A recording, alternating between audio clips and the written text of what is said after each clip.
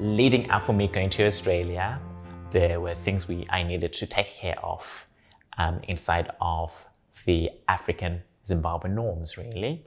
And it was saying my goodbyes, because me going to Australia, nobody knew when I was going to be coming back to Zimbabwe.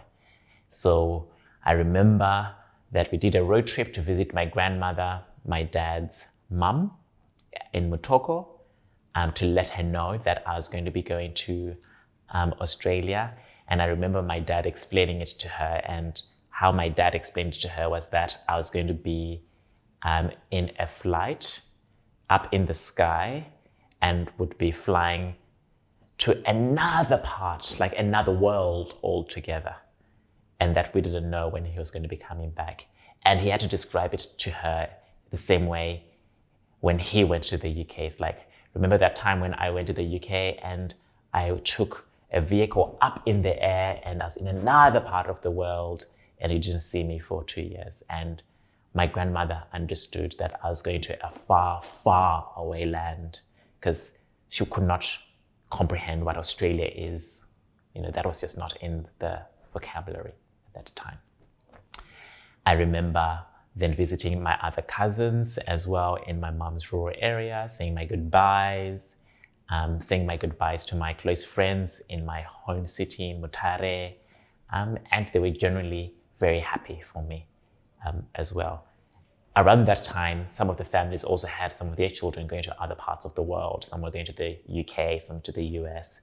So it was lots of mixed emotions for all the families, because when you go overseas, you never really know when you're going to see your child again, because there's a better life then, and then you have to work hard to create and build something for yourself. So I remember on the day of my flight, I was so excited. We drove from my home city, Mutare, to Harare. My entire family was there. My brother, who is 5 years older than I am, my sister, who was 5 years old at that time, and I was leaving my darling sister, back here. My mom and my dad were all at the airport. And I had my suitcase. My mom and my dad actually gave me their suitcase, which they brought back from the United Kingdom in the 80s. So I had that as my bag, full of my clothes and memorabilia as well, because I didn't know when I was coming back to Zimbabwe to see my family. And I remember specifically my dad hugging me and crying in the embrace, which was unusual to see my dad being emotional. The only other time I'd seen my dad cry was when my grandmother on my mom's side passed away. And so he was emotional. My mom wasn't very emotional. She was really happy for me to be going to Australia because there wasn't a future for me in Zimbabwe. My sister was devastated. I love my sister. I'm 11 years older than her, and the moment she was born, I practically played with her, raised her, changed her nappies. I was inseparable from her. And we actually had to lie to her, because if she knew that we didn't know when I was going to come back, it was too devastating for her. But I know that I was full of excitement and joy, because I'd never been on a plane before. The only time I remember was when I was a baby. I don't even remember that. I was only a year, 8 months when I moved from the UK back to Zimbabwe. So I was really excited to be on this adventure. It was finally all the books I'd read were coming to life. The Nancy Drew books, the Hardy Boy books, the Enid Blyton books, the Beagles, the Worrells, the Gimlets. All those adventure books were now happening to me. My final moments in Zimbabwe at the airport, I believe it was the 14th of January when I left Zimbabwe and arrived in Australia on the 16th of January. I was not sad. For me, I was full of joy and adventure inside of me. This was my moment. This was my ultimate freedom. There was nothing for me in Zimbabwe. There was no opportunity for me in Zimbabwe. And I did believe I was going to see my family again. So I wasn't sad, but I was really like, good riddance, Zimbabwe, welcome Australia. And I really just embraced entering into this whole new world. I arrived in Australia on the 16th of January 2001, full of hope, possibility, and adventure oozing out of me. I remember my first several weeks in Australia. They were really of adventure and intrigue.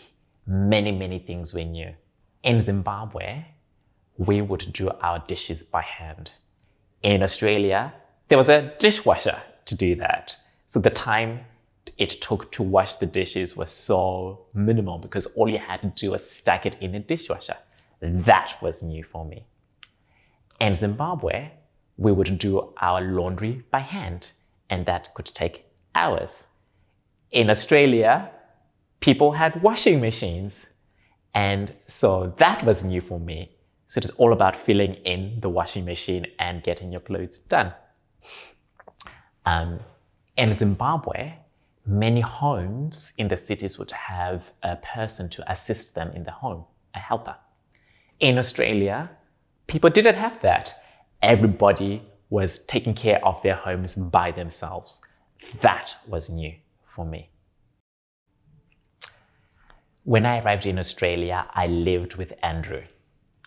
Andrew was already looking after 4 other boys, and he was a foster carer. This initial 2 years living with Andrew was really challenging.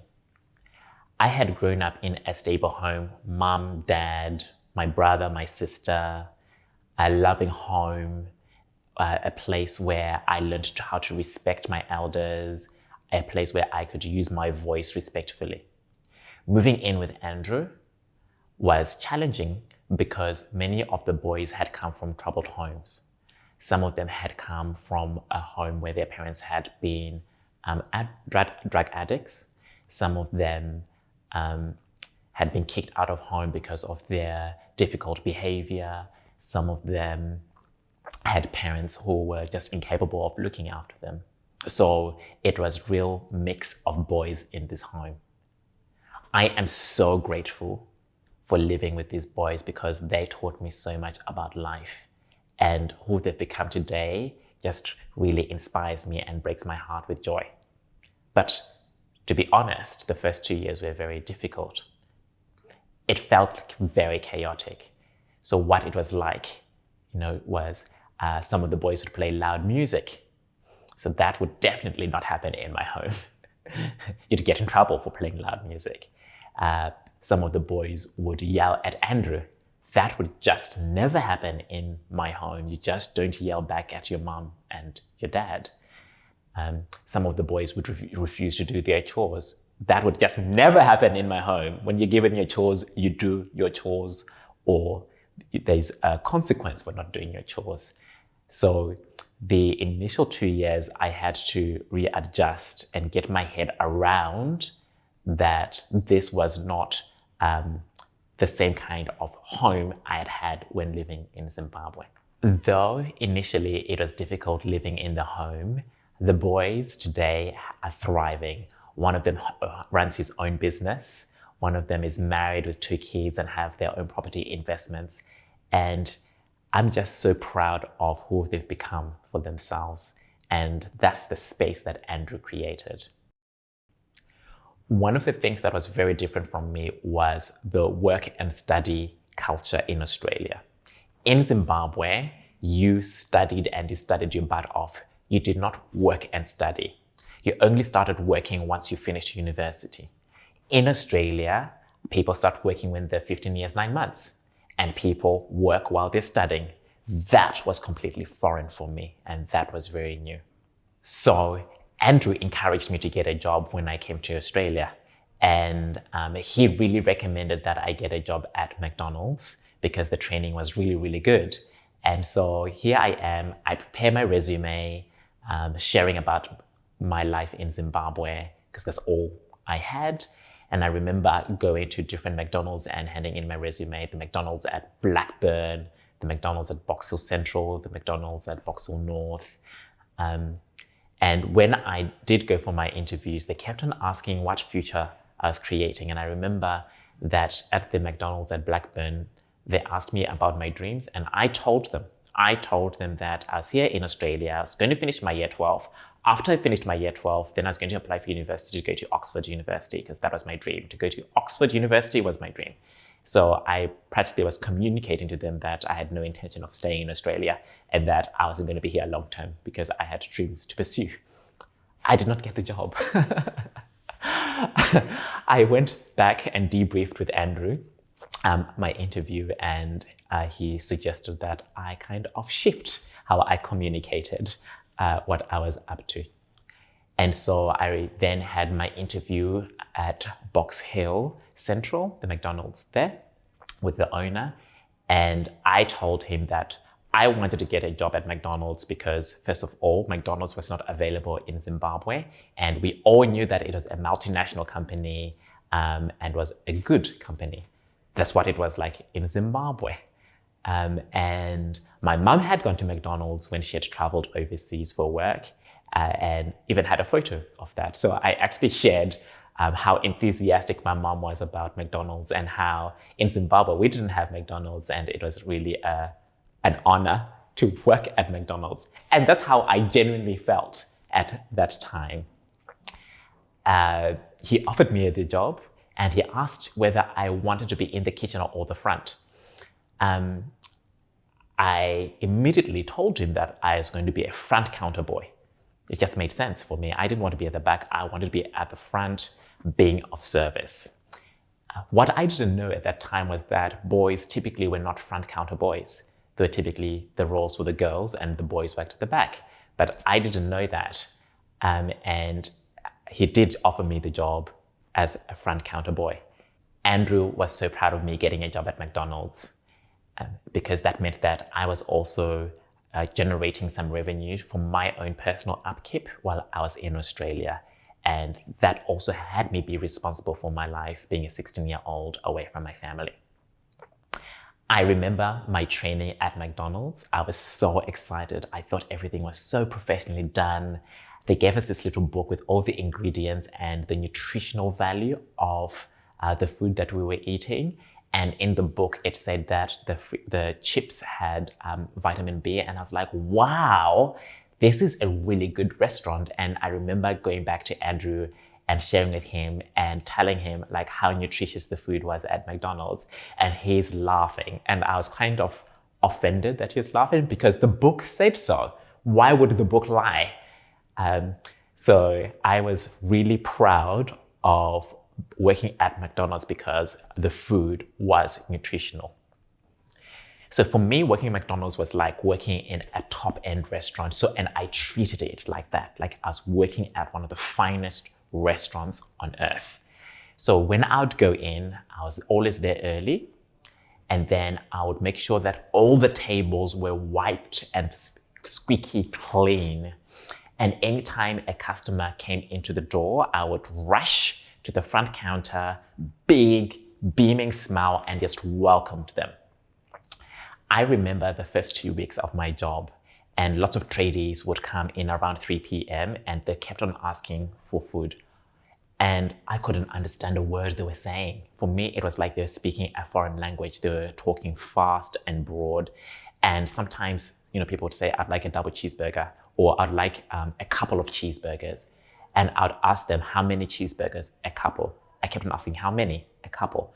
So the thing about that was that in Zimbabwe, a couple doesn't mean two. A couple means many. And in Australia, a couple means two.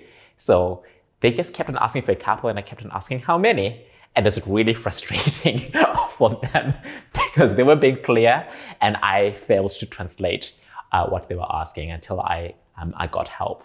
And it got explained to me that a couple means two. So it took me a while to adjust to the accents while I was working at McDonald's.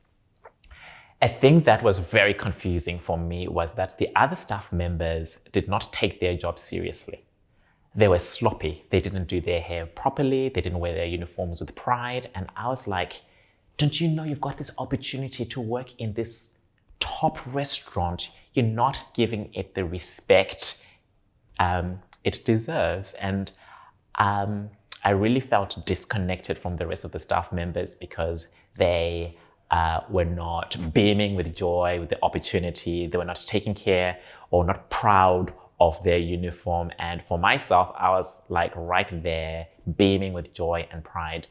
And so that had me be separate from my co-workers. And it was from time to time lonely, because I think the other co-workers didn't want me to be working that hard, because then it looked like that I was trying to be better than them, while in actual fact, I was just grateful to have a job and have money being paid to me to look after my upkeep. That's what I had at stake. I got promoted very quickly at McDonald's, where I became an assistant shift manager. I was the youngest shift assistant manager at the store because of my work ethic. And I took pride in that as well. The thing that was unusual, or that I found was unusual, was that my customers would also give me tips. Apparently, that was completely unheard of. The senior managers at the restaurant communicated to me that nobody at McDonald's gets tips. And I think that as I reflect on it, the reason for that was that I gave all of myself to my customers at that time. So though for people working there, it was a dead-end job, for me, this was like an opportunity. This was my access to generating money for my upkeep, because there wasn't any money coming from my parents. They couldn't afford to give me money. And I was getting $10 weekly allowance from Andrew as well, which at that time I thought was a lot of money. I was so grateful for my $10, which I would save in my bank account as well. So for me, I was so grateful for the opportunity to have a job, and I gave all of myself to that job. I faced a challenging time at McDonald's as well. When I became the shift assistant manager, I discovered that the tills were not balanced, that people or the managers had been lying about how much money were in the tills, and they had asked me to co-conspire with them regarding that. And I just couldn't live with myself because I knew that there wasn't there wasn't the right amount of money inside of the tills. And I was so grateful for my job. How could I lie to my boss that there wasn't enough money in the tills? So I had the courage one day to have a conversation with the owner. It was in the deep freezer, I remember. And I just told him, and I said to him, the tills don't balance. There is actually a shortage of money, and I don't know what has happened to that. I was terrified because I felt like I was also then betraying the senior managers as well, and that I was going behind their back, which I actually was, to tell the owner. But I've been given a responsibility to run the shop, and it's not my money, it's the owner's money. And then I was the one having to go home to have to live with that. And inside of everything else that I was dealing with, I was like, that's definitely not on me. So that was a moment in my life where I had the courage as well to use my voice for something that was not quite right. Fortunately, the owner had a meeting with all the managers, and nobody did fess up to how the money went missing. But new protocols were put in place, which made that all the managers were free, because they didn't have to continue this lie, which I came to understand had been going on for a very long time in the organization. I remember my first day of school. I was excited and I was nervous. I had no idea what I was going to be walking into when I came to school. When I arrived, there was this sea of white faces and a sea of Asian faces, and I was the only black person. And I just kept on walking and walking to the administrator's office, and I sat down. Everybody was white. All the teachers were white. I'd never seen that before. The administrator takes me to my classroom, and I'm walking to my classroom, and everybody's in casual clothes as well for year 11, year 12. They're just glancing at me, And then they continue. And I'm wondering, what are they thinking? Are they judging me? I'm the only black person. Do they know that I'm not wealthy like them? Do they? Do they think that I'm a charity case? What do they know? I enter into the classroom and there's a desk waiting for me and I sit down. The entire classroom was filled with white faces and Asian students. And I was the only black person there. I stood out like a sore thumb. I'd spent my entire time in Zimbabwe hiding so that I wasn't bullied. I could not hide. I was the only black person in this class. I sat down, and as everybody else was being settled, some students came to talk to me, and my heart started racing because I had no idea what was now going to happen. Because all I had was my reference back in Zimbabwe, where the students were cruel and would bully me. And so I was living in this expectation that perhaps they could do the same thing to me. In addition to that, I was also scared to use my voice and speak up because I grew up in Zimbabwe where the context was white is better than black. To give some context, Zimbabwe was colonized by the British and the British occupied Zimbabwe for over 100 years. There was a very small population of white people in Zimbabwe, but that small white population owned over 80% of the good land in Zimbabwe. My parents grew up in what they call African reserves.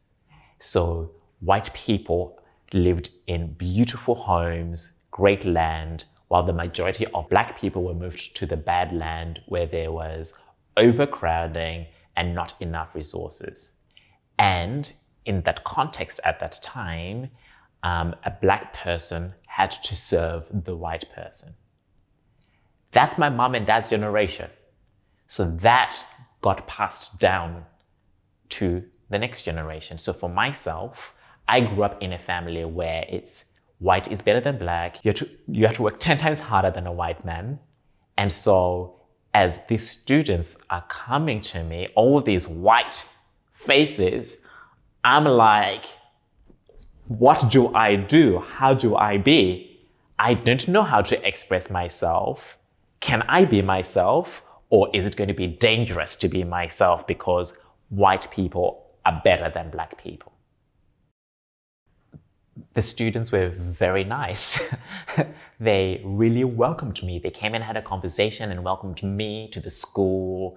They made themselves available for any questions that they had, that I may have with them. And what I came to realize about this school was that this was a very special school. Kingswood College was a very special school. For year 11 and year 12, we didn't wear uniforms at all to go to school. And the intention for that was that they were training us to be young adults for when we went into university and into the workforce. So we were responsible for how we wore our clothes and what we chose to wear. The students were really open-minded as well. So they were involved in many different cultural kind of activities. There were exchange programs with schools in Asia as well, in China, which many of the students would participate in. So they were very worldly and knowledgeable, but I didn't know that. I had to discover that as my time at the school continued. On my first day of school, we were walking to our biology class, and one of the students walked me to my biology class because I had no idea where it was. And as we were walking, she turned to me and she said to me, "I've always liked black people. I one day want to marry a person with your beautiful skin." I was so shocked. Not once had I ever related to myself as beautiful. And to hear a white person tell me that my skin is beautiful or that I'm a beautiful person because of the color of my skin was very new to me. And what this school really made available for me was that it got to challenge the core beliefs I held about myself. my core beliefs I held about other people as well.